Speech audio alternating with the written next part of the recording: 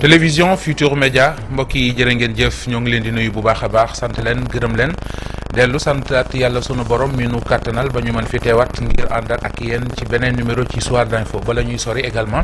ñu remercier bu baax a baax équipe bu rajo télévision Futur Média bi ngeen àndaloon boobu ba léegi ci diwaanu Yoff ñu doon ànd ak yéen ci li nga xamante ne ji mooy tiis wi daal ci Sénégal démb ba tey donc ñu àndoon ci ak yéen di leen jaajëfal àndoon ci ak ñu ci mel ne Oustaz Ndongalaay ak ñi mu àndaloon ci équipe bi ñu war a ñëw nag ànd ak yéen ci journal ci Soir d'info tey ñu ci waxtaanee ponk bu am solo am ci studio bi ci plateau bi gan gii di Serigne Abdou Mbacké Diop ñu ngi lay nuyu di am mbégte di la dalal ci Soir d'info. ñu ngi lay fay Mouhamadou Ndiaye di nuyu téléspectateur TFM yëpp di nuyu aussi ordre national des géomètres experts ak ñëpp ñu seetaan. géomètre expert nga mais également yow la ñu dénk wàllu information ci biir ordre national des géomètres experts du Sénégal ñu war a waxtaane métier géomètre fii ci Sénégal mais bala ñuy sori su ma juumul démb tey ak bërki démb am na ndaje yoo xamante ne ji yéen a ngi doon amal fii doon ci waxtaane mbirum géomètre mooy métier géomètre yamu rek ci géomètre yi ci Sénégal mais su ma juumul am na ñeen ñu jógee ci yeneen réew ngir teew fi lu sabab ndaje mi très rapidement laata ñu dugg ci waxtaan wi. jërëjëf monsieur Ndiaye donc comme ni nga ko waxee damay commencer d'abord par jaale communauté Layène bi ci suñu kilifa ku tedd gi nga xam ne si ni moo dëddu di jaale également la nation ci le président du conseil constitutionnel bi nga xam ne ni tamit dëddu na di leen ñaanal suñu borom xaare leen àjjana donc pour ñëw ci suñu journée yi donc le 8 9 10 ñu ngi woon ci benn ndaje bu ñu def au niveau de Ngol Diarama boo xam day regroupé ñëpp ñi nga xam ne c'est des acteurs ñu nekk géomètres experts au niveau national, mais aussi au niveau international, donc dans le cadre de l'UEMOA, le Maroc, l'Algérie, mais aussi les universitaires, donc les universités qui sont fortement présentes ci journée yooyu noonu. Li ko waraloon mooy dañoo am benn objectif muy une sensibilisation discuter ci lu bëri loo xam ne ni tey dafay gën a ñoŋal métier mi. Comme thème dafa am lu ñu définir ñu ni le géomètre expert, votre partenaire pour un environnement résilient et un foncier sécurisé. Quand on parle de résilience donc ñu ngi xalaat ci loo xam ne nii mën na am ak yàggaay ak loo xam ne la durabilité bu ñu waxee nag foncier sécurisé ñu ngi xalaat ci loo xam ne def nañ ko teg ko ci lu wóor mais mu mën a gudd ak dëgg la. ndax foncier sécurisé boo ko waxee xel dafay dem ci ponk yu bëri. coowal suuf bëri na ci réew mi.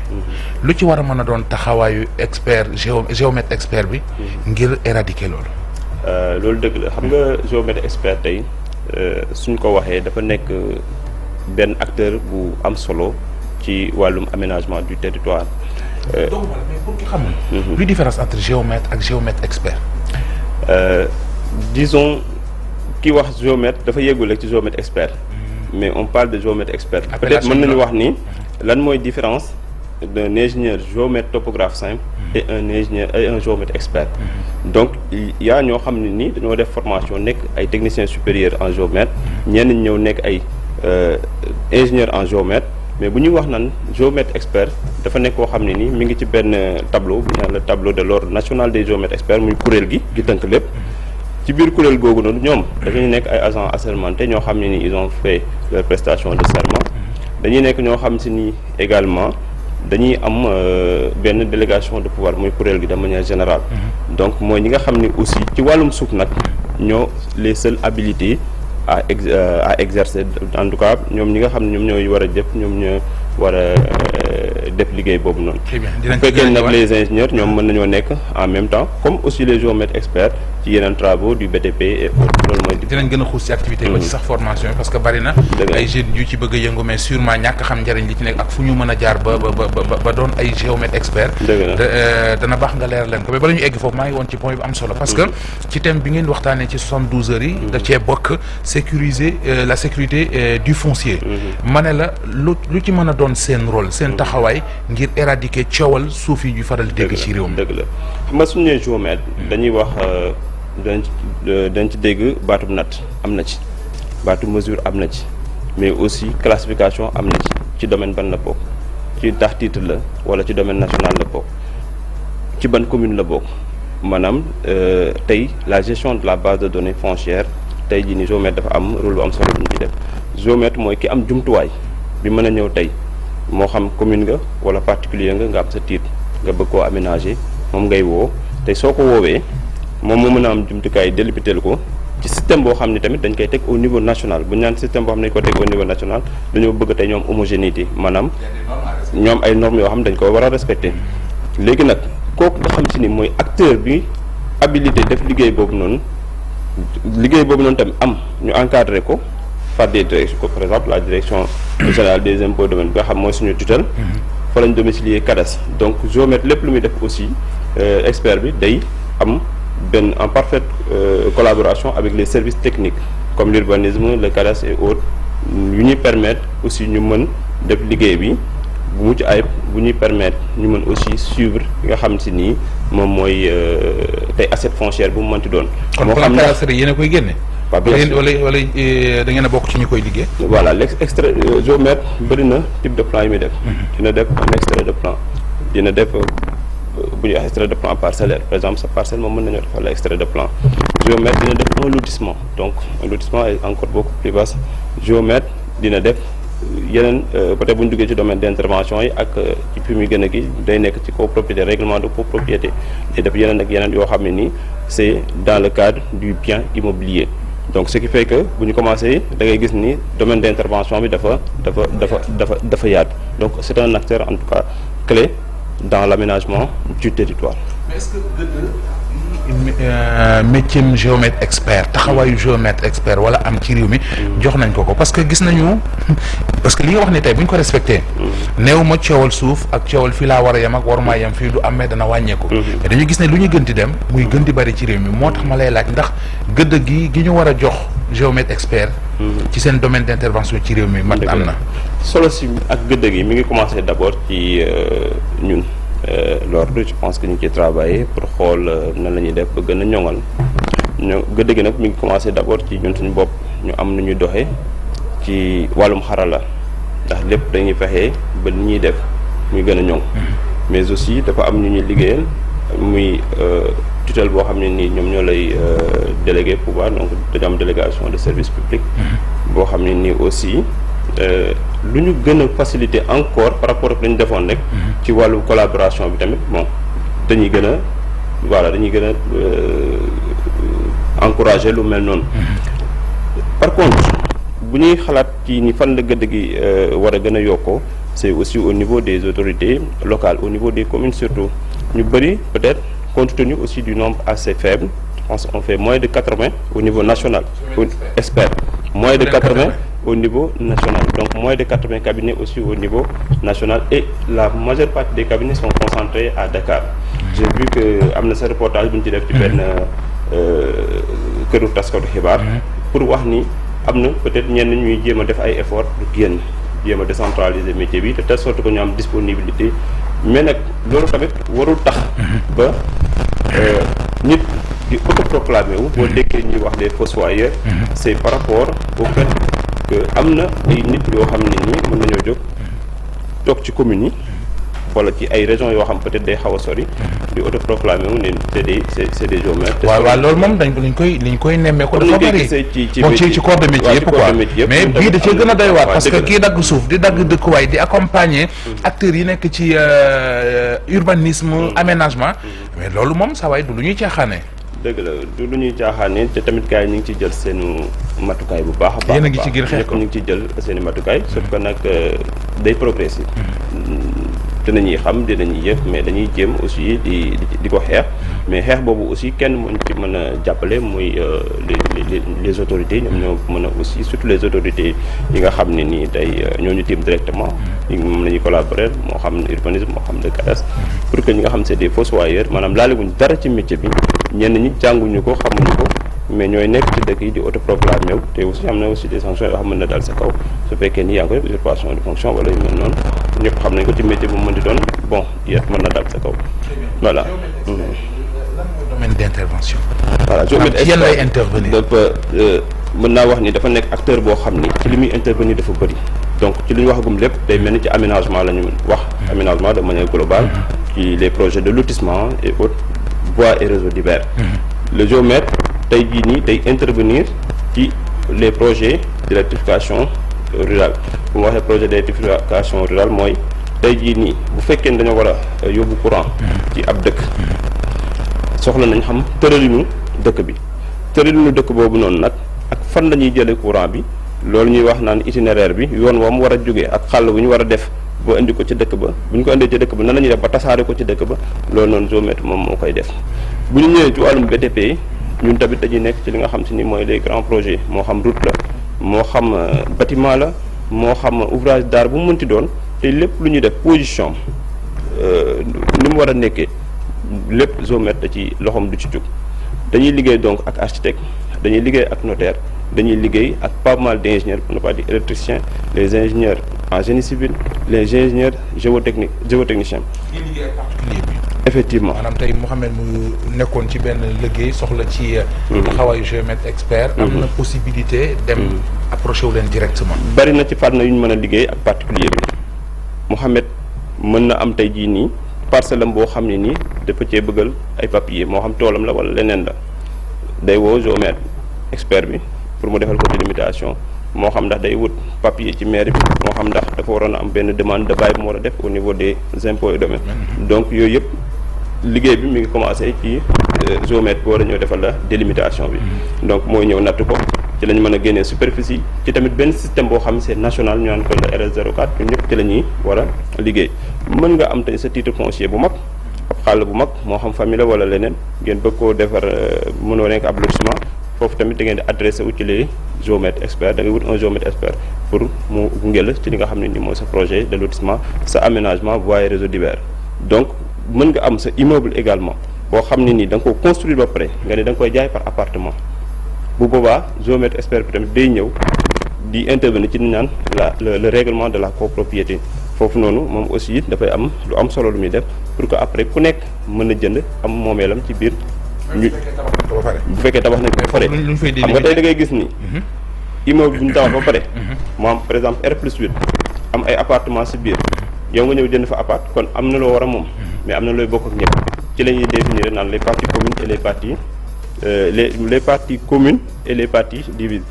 bu ñuy wax yi nga xam ne ni mooy commune tey sa biir appartement boo fa duggee yaa ko moom mais escalier yëpp da ngeen koy bokk terrasse mën ngeen ko bokk mën na am leneen ak leneen ku mel ni ascenseur yéen a ko bokk day doon lu ne ku ne di lépp ñëpp yooyu la ñuy bokk maintenant li nga xam ne nag moom mooy sa appartement bu duggee ci biir loolu Mamadou Ndiaye moo ko moom voilà.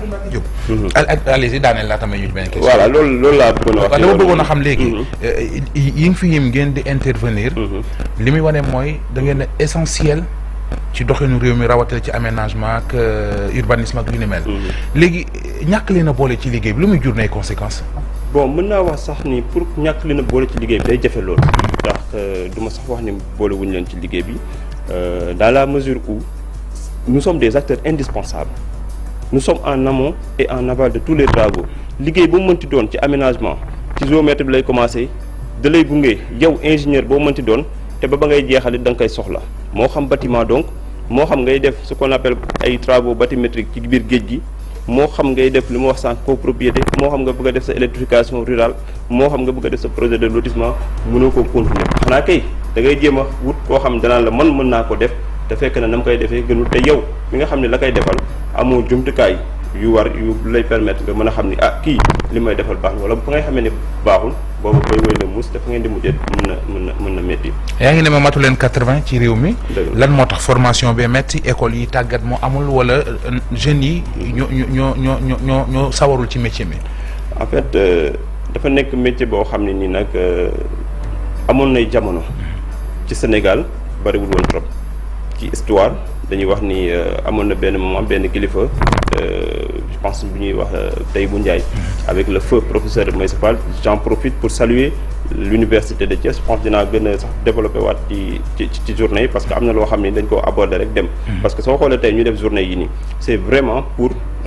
booster cette formation là c'est faire des échanges c'est faire en sorte que métier bi ñu gën ko xam mais également problème yi nga xam ne ni moom lañ développé nii ñu gën ko yaatal te ci loolu noonu université yi dañ cee am taxawaay université Thiès fortement présente université je pense bu Diamniadio ak bu Dakar nga xam ne les professeurs titulaires des universités étaient là-bas ku mel ni tey Mouhamadou Moustapha Mbacké Nour était là-bas. Le professeur Gayane Faye qui a développé Gaïne SAP. Le professeur Assane Thiam Montero ainsi de suite ils étaient tous là-bas. ñu nekk ci ay cadres d'échange et ci même journée yooyu noonu dañoo def en sorte que nos ordres frères quand je dis les ordres frères de l'UEMOA surtout sont fortement présents à savoir moo xam Mali la moo xam Bénin la ak ñeneen ñu mel ni tamit Maghreb bi am na ñu ñëw muy Algérie ak Maroc. ñu teg nag ay cadres yoo xam ne ni discussion yi dafa amoon solo lool étudiants yi nag bari fa lool. ñëwoon tamit ñëw ndax ñu ngi en formation. donc bari na école yoo xam ne tey ñu ngi koy former principalement au niveau de l'université Thiès au niveau de l'UFR Sciences de l'Ingénieur où moi je suis sorti.